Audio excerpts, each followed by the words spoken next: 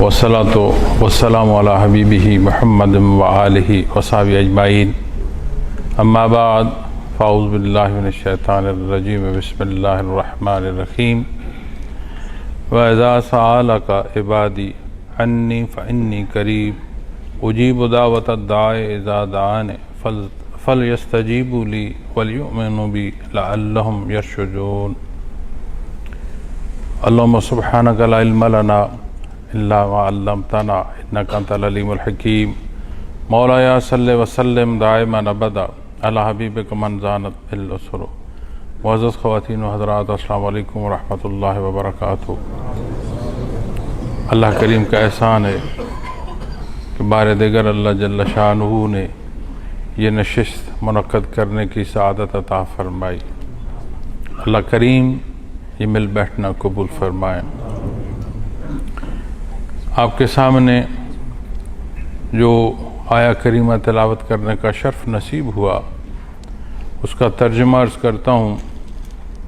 ارشاد باری تعالیٰ ہے، اور جب آپ سے میرے بندے میرے بارے پوچھیں سو یقیناً قریب ہوں، اور جب کوئی مجھے پکارتا ہے تو مانگنے والے کی دعا قبول کرتا ہوں۔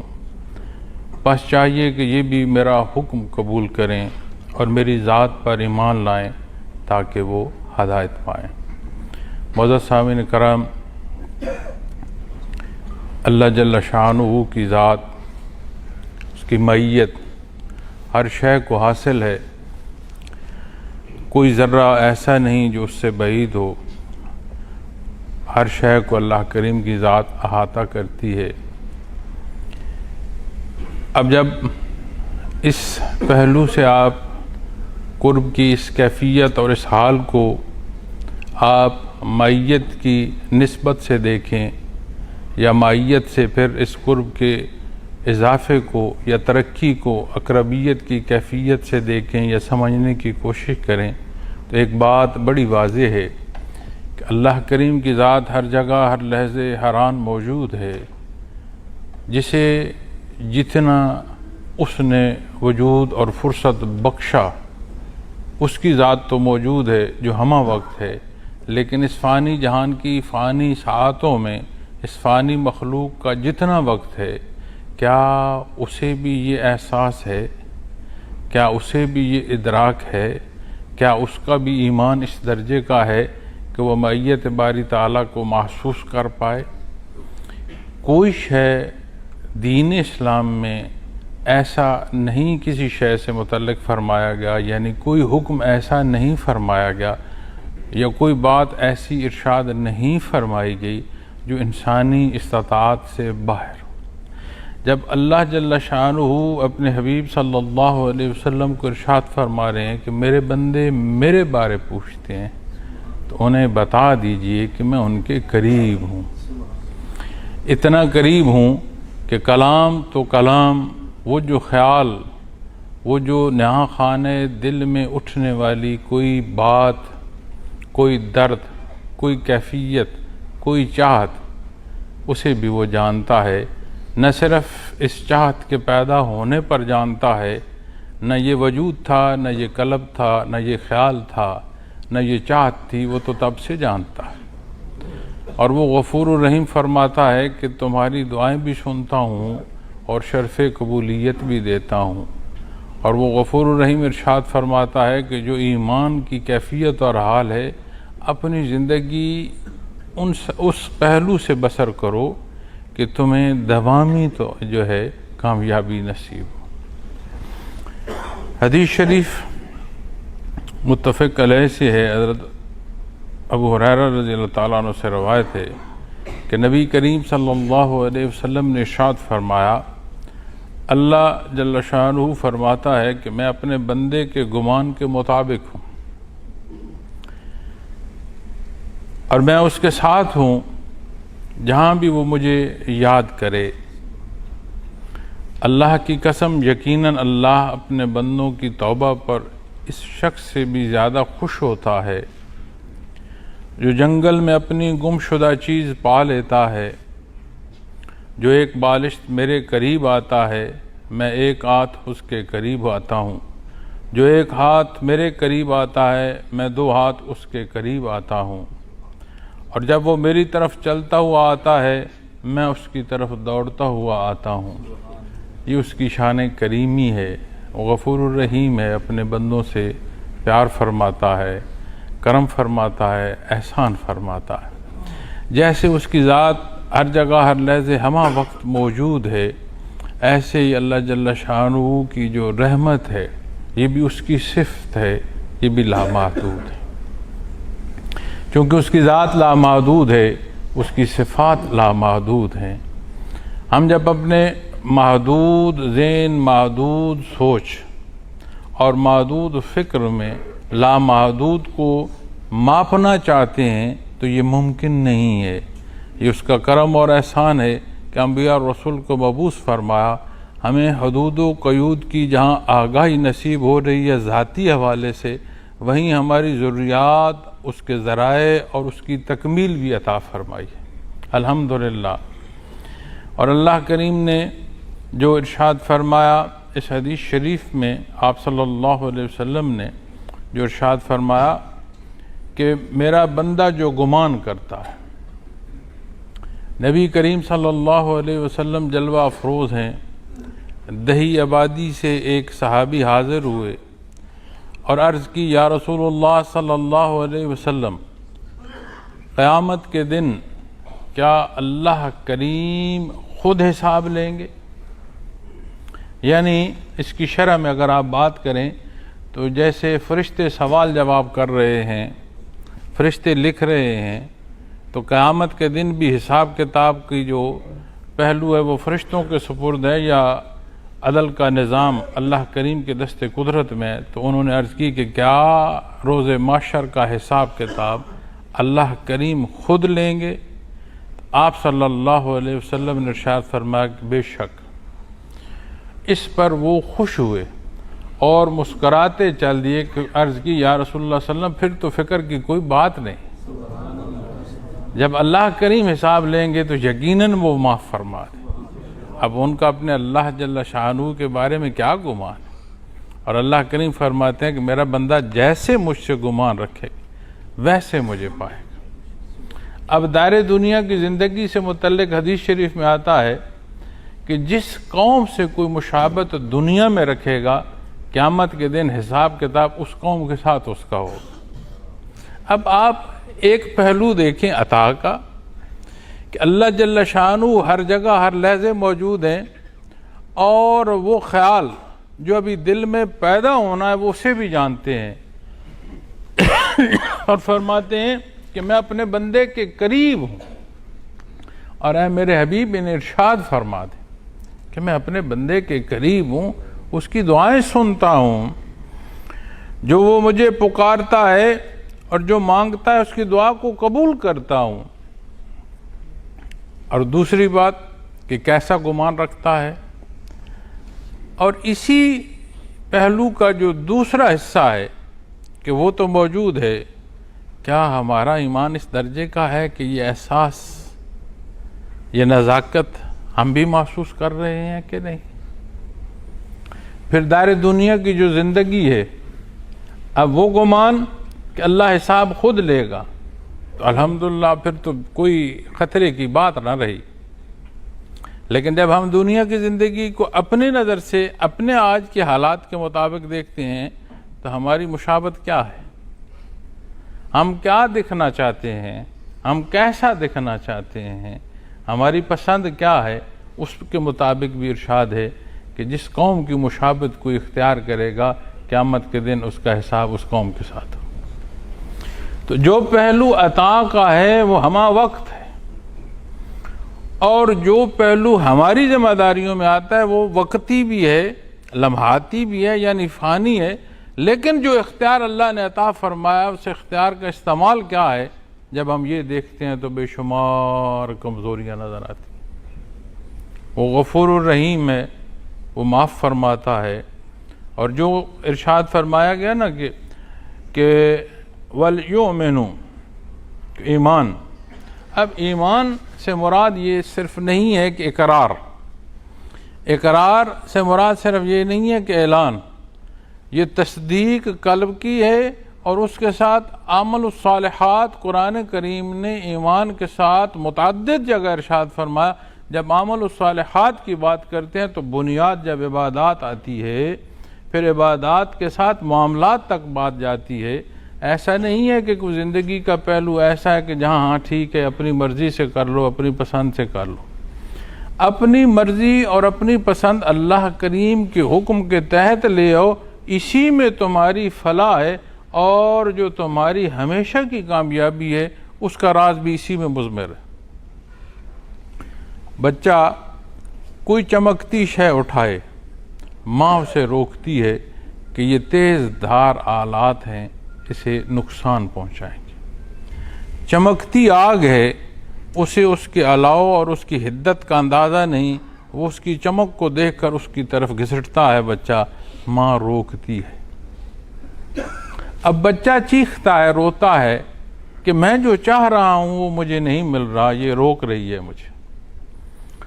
اس بچے کا چاہنا اور ماں کا روکنا ظاہراً ہمیں سمجھ آ رہا ہے کہ وہ نقصان کی طرف جا رہا ہے اور وہ روک رہی ہے۔ یہ پہلو جو مخلوق کو رب کائنات عطا فرما رہے ہیں، یہ اس سے بھی نازک تر ہے اور اس سے عظیم تر ہے، چونکہ یہ تو مثال بالعموم حیات کی ہے جو سمجھانے کی ہے، تو یہ تو کل حقیقت ہے جو میں عرض کر رہا ہوں۔ تو جب یہ احساس غالب آ جائے کہ معیت باری تعالیٰ اور ایمان کا وہ درجہ کہ اس معیت کا احساس غالب آ جائے، حالات بدل جاتے ہیں، یکسر بدل جاتے ہیں، نہ صرف ظاہر کے بدلتے ہیں، باطن کے بدل جاتے ہیں۔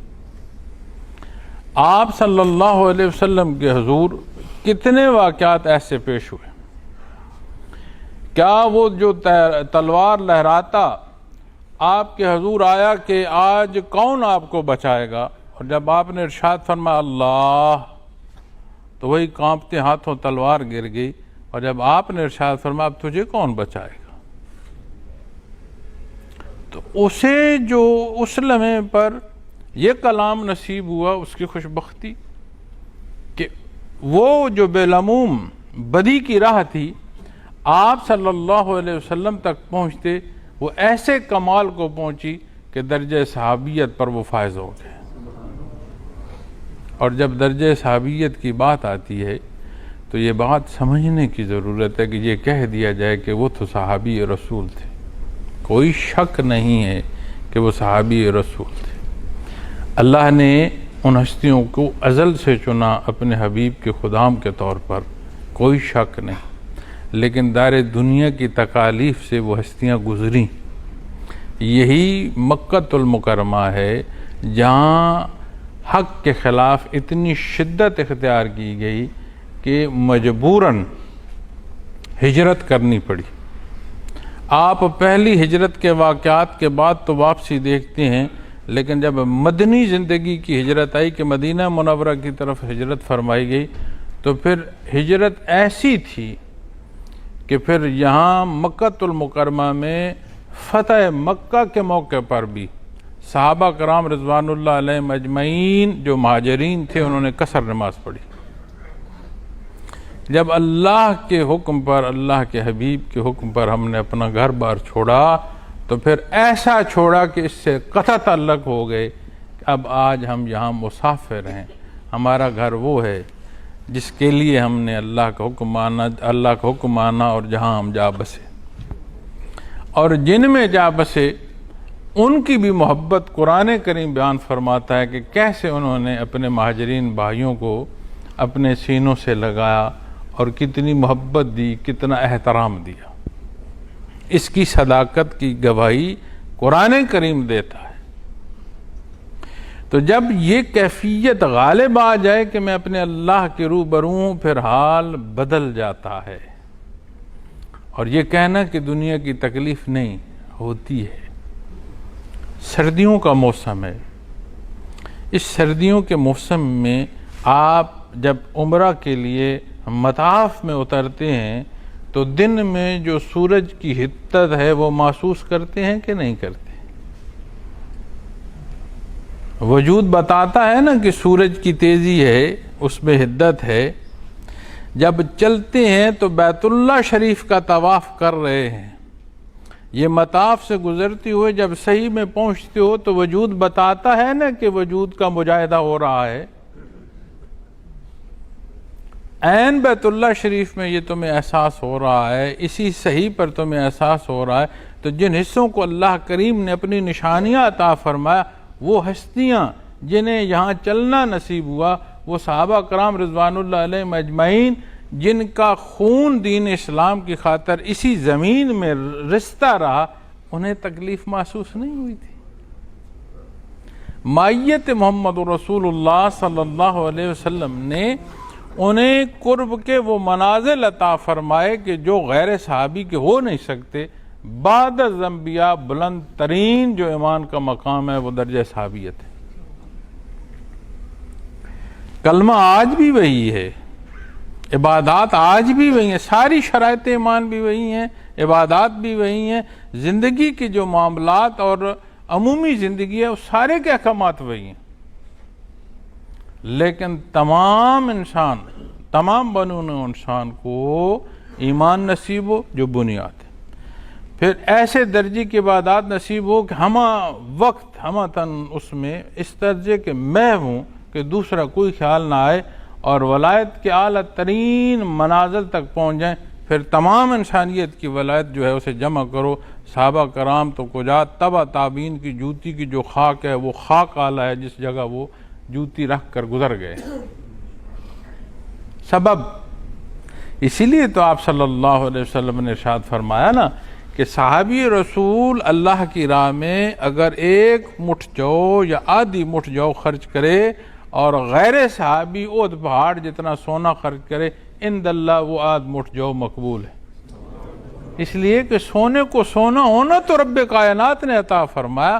اس صدقے کے پیچھے، اس اللہ کے راہ میں دینے کے پیچھے جو اخلاص ہے، وہ جو درجہ صحابی رسول کا ہے وہ غیر صحابی کا نہیں ہو سکتا. یہ کمال نصیب ہوا مائیت محمد رسول اللہ صلی اللہ علیہ وسلم.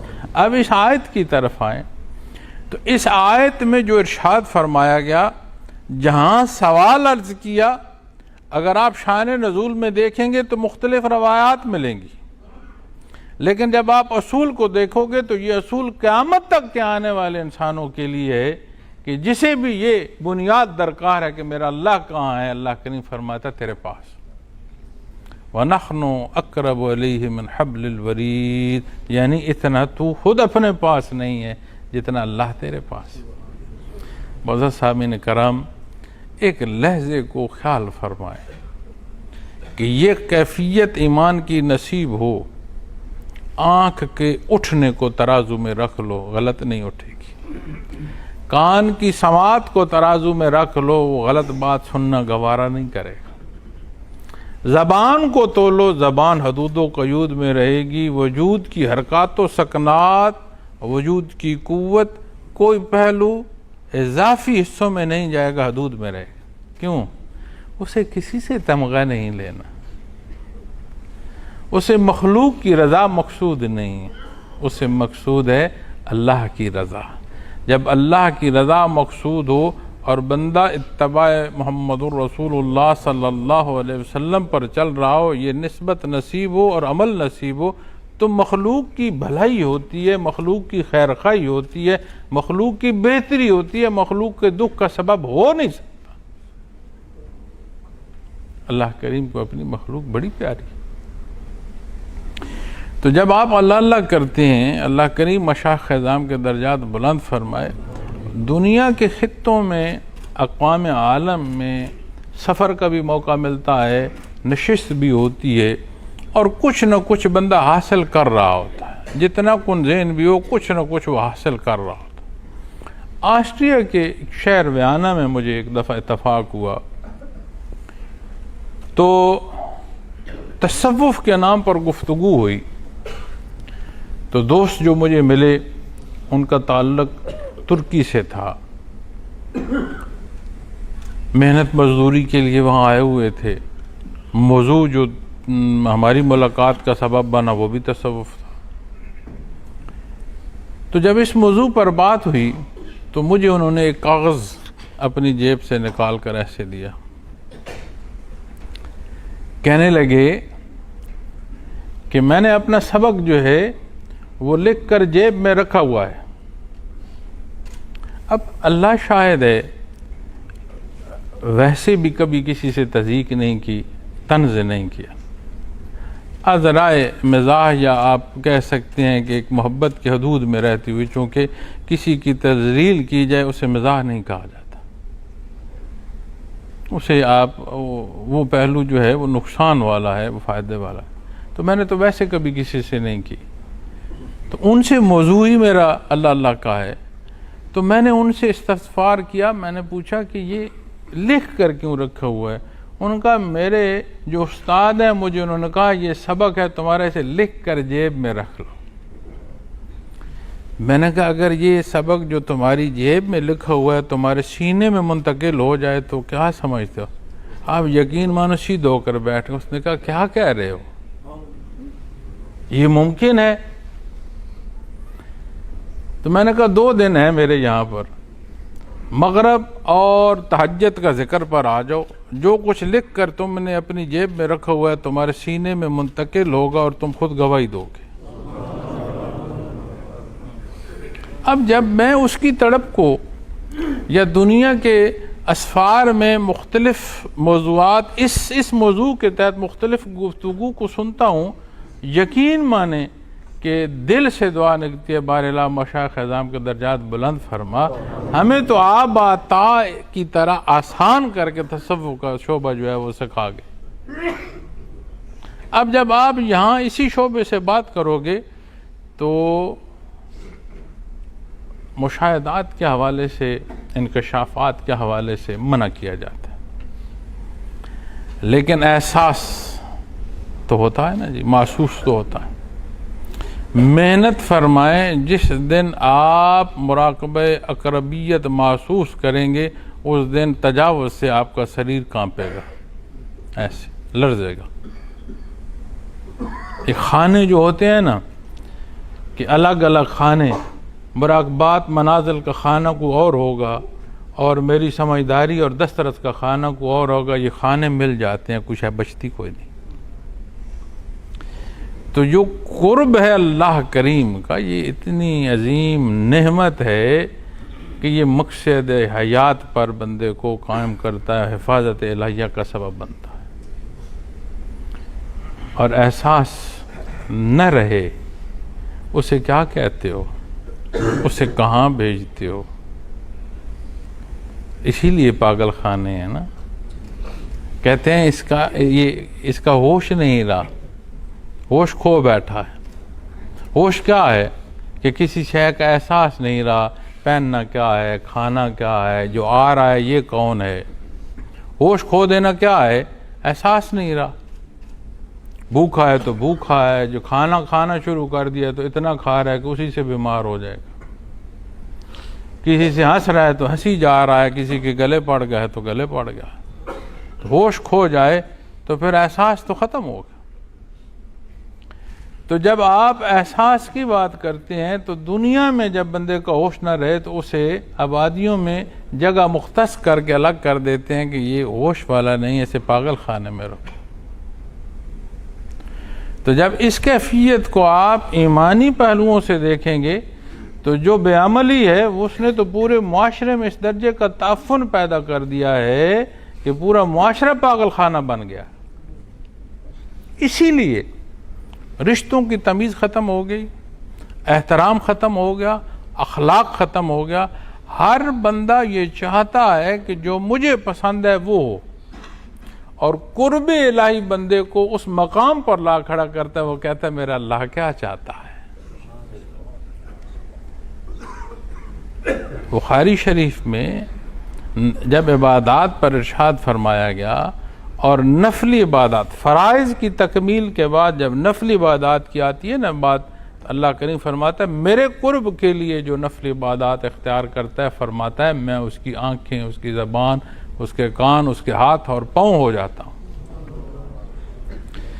تو جب اس کی شرح علماء کرام کرتے ہیں، وہ فرماتے ہیں نہ وہ کوئی شے ایسی دیکھنا پسند کرتا ہے جو عند اللہ ناپسندیدہ ہے، نہ وہ کوئی کلام ایسا سننا پسند کرتا ہے جو اللہ کو پسند نہیں، کوئی کام وہ نہیں کرتا جو اللہ کو پسند نہیں ہے۔ تو یہ کیا کیفیت ہے؟ یہ قرب کی کیفیت ہے۔ آج جہاں ہم بیٹھے ہیں اس مقام پر آ کر ہمارے رکوع و سجود قرب کی ان کیفیات سے ہمیں آشنا نہیں کر رہے، تو پھر ڈھونڈنے کی ضرورت ہے اس آنے میں کہیں کوئی خطا تو نہیں ہے، اس سفر کے اخراجات میں تو کوئی آمیزش نہیں ہے، کہیں میں اپنی بزرگی میں تو نہیں کھو گیا۔ تو بڑے پہلو ہیں۔ تو جب ان ساری نزاکتوں کو دیکھو گے اور خالص ہوگے، تو جب اس سے مانگو گے تو وہ تو ایسا در ہے کہ جہاں جھولی پھیلائی جائے تو جھولی کی وسعت بھی وہ عطا فرماتا ہے، عطا تو عطا، جھولی کی وسعت بھی عطا فرماتا ہے۔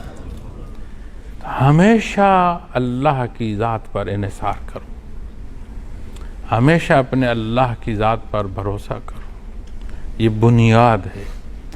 نبی کریم صلی اللہ علیہ وسلم کی نسبت دیکھتے ہو، بے شمار رعایتیں نصیب ہوتی ہیں، آپ عطا کس کی ہیں؟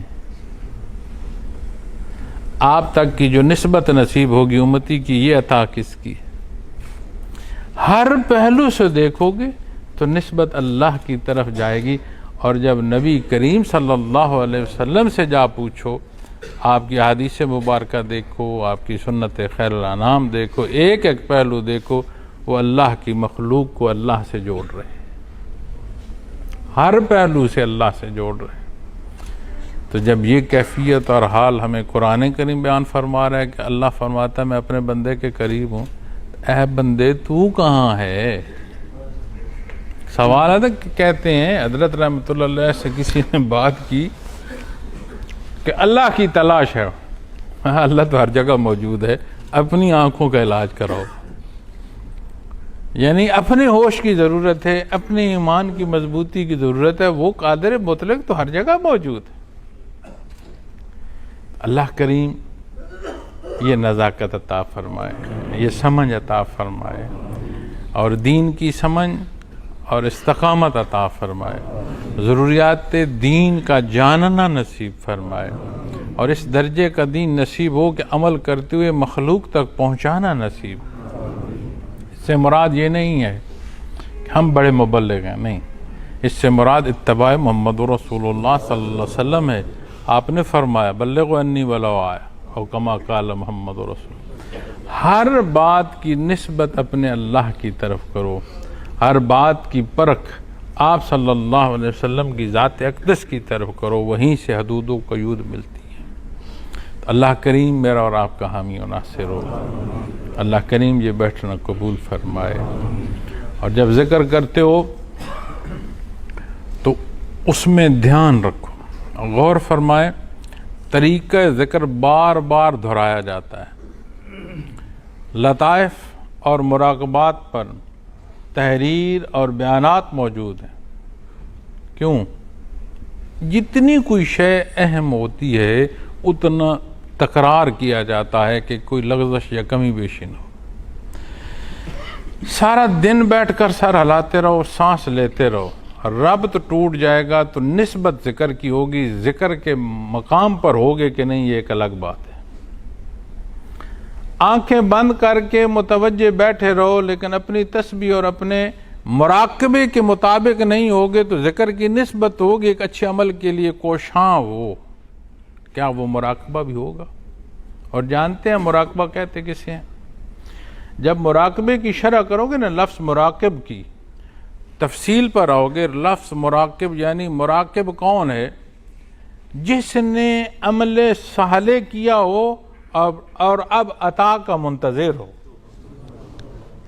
مراقب کا معنی جو مفہوم میں آئے گا وہ یہ آئے گا کہ عمل صالح نصیب ہوا یعنی اللہ کی، اور اب اپنے اللہ کے حضور مراقب ہے، منتظر ہے۔ اور ہمیں حدیث شریف بتا رہی ہے کہ اللہ کریم فرماتا ہے حدیث قدسی، اللہ کریم فرماتا ہے جیسا میرا بندہ مجھ سے گمان کرے گا ویسا مجھے پائے گا، اور جو اس کے حضور منتظر ہو اسے عطا نہیں ہوگا، منتظر تو ہو۔ اسی لیے تو کہتے ہیں نا کہ جب دعا مانگو تو رونا نہ آ رہا ہو تو کچھ حلیہ تو رونے والا کر لو، کم از کم یہ احساس تو کر لو۔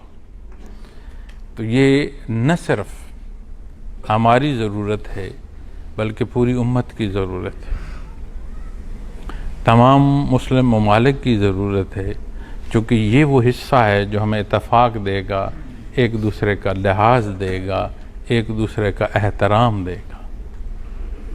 اور جتنا دین سے ہم دور ہوتے جائیں گے اتنا نفاق بڑھے گا، اتنی کمزوریاں بڑھیں گی، اور جتنی کمزوریاں بڑھیں گی اتنی دنیا کے معاملات میں بھی ہم ذلیل و خوار ہوتے رہیں گے۔ تو اللہ کریم تمام امت کو اتفاق عطا فرمائے، ہمیں اپنے ممالک کی تعمیر اور اپنی قوم اور اپنی امت کی تعمیر میں اپنا کردار ادا کرنے کی توفیق عطا فرمائے۔ ہمارے سبب جو غلطیاں ہیں اللہ توفیق دے کہ ہم اپنی وہ غلطیاں تو معاشرے سے نکال پائیں۔ اللہ کریم میرا اور آپ کا حامی و ناصر ہو۔ وآخر دعوانا الحمدللہ رب العالمین۔